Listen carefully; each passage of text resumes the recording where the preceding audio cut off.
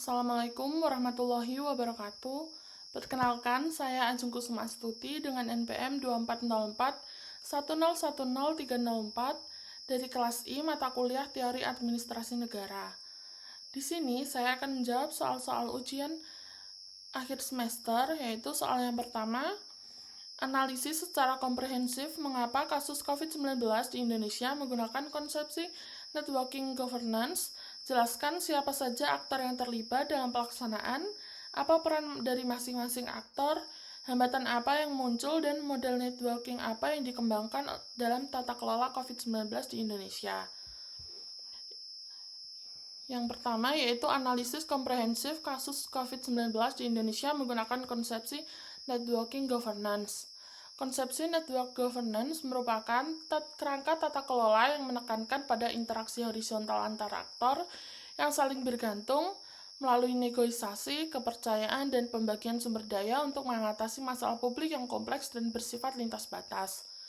Pendekatan ini berbeda dari model hierarkis tradisional yang bergantung pada otoritas negara semata, karena mengakui bahwa isu seperti pandemi merupakan kolaborasi multi-aktor untuk mencapai resiliensi dan efektivitas.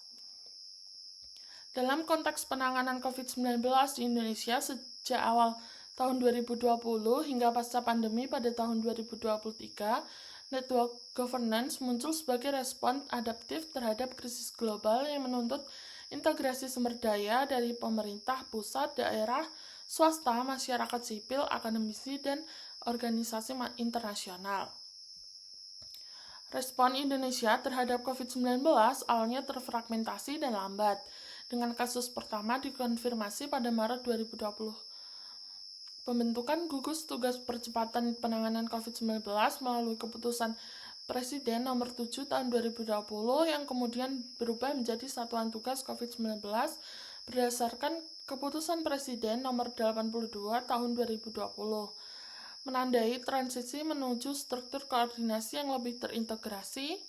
Struktur ini mengadopsi elemen network governance hybrid, di mana pemerintah pusat berperan sebagai lead organization, tetapi bergantung pada jaringan daerah dan non-pemerintah untuk implementasi. Pendekatan ini mencakup kebijakan seperti pembatasan sosial berskala besar, program pemulihan ekonomi nasional, vaksinasi massal, dan penggunaan aplikasi digital seperti Peduli Lindungi. Meskipun dominan hierarkis di tingkat pusat, evolusi ini mencerminkan pengakuan atas saling ketergantungan aktor dalam menghadapi pandemi yang memengaruhi kesehatan, ekonomi, dan sosial secara simultan. Selanjutnya yaitu aktor yang terlibat dan peran masing-masing aktor. Jaringan aktor dalam penanganan COVID-19 di Indonesia mencerminkan model pentahelix yang melibatkan pemerintah, swasta, akademisi, masyarakat, dan media, meskipun koordinasi seringkali menunjukkan dominasi pemerintah pusat. Yang pertama yaitu pemerintah pusat, seperti Presiden, Kementerian Kesehatan, BNPB, Satgas COVID-19, dan Komite Penanganan COVID-19 dan Pemulihan Ekonomi Nasional.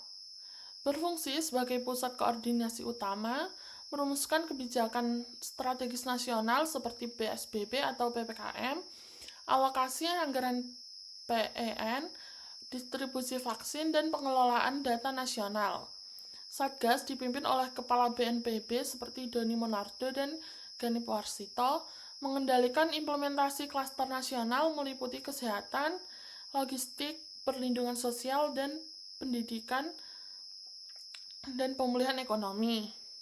Yang kedua yaitu pemerintah daerah seperti gubernur, bupati atau wali kota, dan satgas lokal, yaitu melaksanakan adaptasi kebijakan di tingkat lokal, termasuk pengujian, pelacakan, perawatan, karantina, fasilitas karantina, dan inisiatif seperti kampung tangguh atau posko satgas di tingkat RW. Mereka sering menghadapi tantangan sinkronisasi dengan pusat, tetapi berkontribusi signifikan dalam resiliensi komunitas. Yang ketiga yaitu sektor swasta dan bisnis, berfungsi sebagai mendukung logistik vaksin, produksi alat kesehatan, donasi, dan integrasi teknologi seperti Peduli Lindungi yang melibatkan operator telekomunikasi. Kontribusi ini esensial dalam mengatasi keterbatasan kapasitas pemerintah. Yang keempat yaitu masyarakat sipil, komunitas, relawan, dan tokoh agama. Berperan dalam edukasi protokol kesehatan, distribusi bantuan sosial, pengawasan masyarakat, dan inisiatif bottom-up seperti Jogotongo di Jawa Tengah atau Satgas Muda di komunitas. Yang kelima yaitu akademisi dan organisasi internasional, yaitu memberi rekomendasi berbasis bukti, riset vaksin, pelatihan, dan dukungan teknis. WHO membantu review rencana operasional, sementara universitas seperti Universitas Airlangga terlibat dalam pengembangan obat. Yang keenam yaitu militer seperti TNI dan intelijen, mendukung operasi militer selain perang seperti penegakan protokol, distribusi bantuan, dan pengamanan fasilitas kesehatan. Selanjutnya yaitu hambatan yang muncul. Efektivitas network governance dalam penanganan COVID-19 di Indonesia terkendala oleh beberapa faktor struktural dan operasional. Yang pertama yaitu fragmentasi, koordinasi, dan inkonsistensi kebijakan, yaitu tumpang tindih kewenangan pusat daerah menyebabkan perbedaan interpretasi PSBB atau PPKM dan diskrepansi data antar level pemerintahan. Selanjutnya yaitu keterbatasan kapasitas dan sumber daya. Rendahnya testing awal, digital divide dalam aplikasi tracking, dan penurunan anggaran kesehatan relatif terhadap total pen. Selanjutnya, kurangnya transparansi, kepercayaan, dan komunikasi publik. Formulasi kebijakan sering tertutup, konflik kepentingan, misinformasi, dan hesitansi vaksin akibat faktor sosial-kultural. Selanjutnya, dampak ekonomi dan sosial. Prioritas pemulihan ekonomi mengurangi ketegasan pembatasan, sementara pandemi menurunkan indeks good governance provinsi rata-rata 10,82% pada tahun 2020.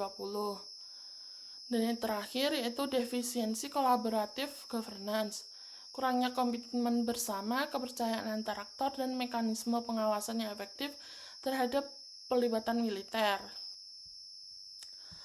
Lalu, model networking yang dikembangkan yaitu model yang berkembang adalah hybrid network governance dengan elemen kolaboratif dan pentahelix. Satgas COVID-19 berperan sebagai lead organization governance network, mengintegrasikan klaster nasional sambil mendelegasikan implementasi ke daerah. Di tingkat lokal, terbentuk jaringan intensif seperti policy network. Model ini adaptif terhadap desentralisasi pasca reformasi, menggabungkan sentralisasi strategis dengan kolaborasi horizontal untuk resiliensi. Soal yang kedua yaitu pemerintah Kota Surabaya memiliki struktur aktor seperti kader Surabaya hebat untuk menangani stunting. Analisis dengan paradigma New Public Governance, bagaimana program kader Surabaya hebat menerapkan gagasan paradigma tersebut, dan kira-kira apa hambatan yang muncul dalam penerapan program kader Surabaya hebat tersebut. Analisis program kader Surabaya hebat dengan paradigma New Public Governance. Paradigma New Public Governance menekankan CEO production layanan publik melalui jaringan multi-aktor fokus pada nilai publik bersama, partisipasi inklusif, dan outcome berorientasi masyarakat. Program kader Surabaya hebat dalam penanganan stunting di Surabaya merupakan implementasi New Public Governance yang sukses dengan kader masyarakat seperti CEO producer utama yang menghubungkan pemerintah dan warga. Lalu penerapan gagasan NPG dan program kader Surabaya hebat. Program kader Surabaya hebat melibatkan kader terlatih untuk pemantauan, edukasi, dan pendampingan langsung. Yang pertama yaitu kolaborasi multi-aktor dan jaringan horizontal, melibatkan dinas seperti kesehatan, DP3A PPKB, puskesmas, PKK, RT atau RW perguruan tinggi seperti UNER dan swasta. KSH berfungsi sebagai penghubung, memfasilitasi sinergi lintas sektor. Yang kedua yaitu CEO production dan partisipasi masyarakat. Kader melakukan pemantauan posyandu prima, demo masak sehat, pendampingan siklus hidup, dan pelaporan real-time via aplikasi Sayang Warga. Ini menciptakan private social support melalui dialog tatap muka dan edukasi poster kreatif. Yang ketiga yaitu fokus pada outcome dan inovasi. Dashboard pada satu pintu memungkinkan intervensi tepat sasaran, menghasilkan penurunan prevalensi stunting dari 20,9% pada tahun 2021 menjadi 4,8% pada tahun 2022, lalu 1,6% pada tahun 2023 dan mendekati zero pada tahun 2025. Yang terakhir yaitu kepemimpinan berbasis gotong royong. Pelatihan kader memperkuat kapasitas jaringan dengan mengintegrasi teknologi untuk transparansi. Lalu, hambatan dan penerapan. Yang pertama yaitu kapasitas kader dan sustainabilitas, kesulitan analisis data, motivasi relawan, dan pelatihan keberkelanjutan. Kedua yaitu digital divide dan akses. Ketergantungan aplikasi menyebabkan tantangan bagi kelompok rentan. Ketiga yaitu koordinasi lintas sektor. Potensi tumpang tindih dan dana jangka panjang. Yang terakhir yaitu faktor eksternal, resistensi budaya dan migrasi penduduk yang memengaruhi data. Soal yang ketiga yaitu mengapa paradigma New Public Governance menjadi solusi dibandingkan paradigma lain. Berikan jawaban yang teoritis dan berikan contoh yang empiris. New Public Governance muncul sebagai respon terhadap keterbatasan paradigma sebelumnya dalam menghadapi weak problem di masyarakat kompleks. Perspektif teoritis yaitu New Public Governance dibandingkan traditional public administration. Teori public administration hierarkis, birokratis, fokus input dan aturan, kurang fleksibel terhadap isu yang memerlukan adaptasi yang cepat.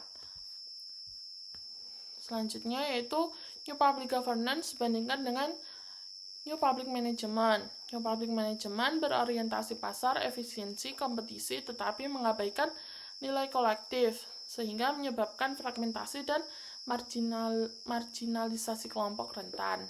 New Public Governance menawarkan jaringan, CEO creation, trust, dan outcome publik sehingga lebih sesuai untuk kolaborasi dan resiliensi. Selanjutnya, contoh yang empiris yaitu di Indonesia, kader Surabaya Hebat menurunkan stunting drastis melalui CEO production lebih efektif daripada pendekatan hierarkis atau pasar murni. Pada penanganan COVID-19, jaringan hibrid lebih resiliensi di lokal daripada New Public Management yang fragmentasi. Pada internasional di Nordic, partnership New Public Governance mengatasi isu sosial lebih baik. Hybrid New Public Governance, New Public Management di Australia atau di New Zealand menunjukkan keberlanjutan, sehingga New Public Governance menjadi solusi utama karena mempromosikan adaptasi di konteks desentralisasi dan keragaman seperti Indonesia, menghasilkan outcome berkelanjutan melalui kolaborasi multi aktor. Terima kasih.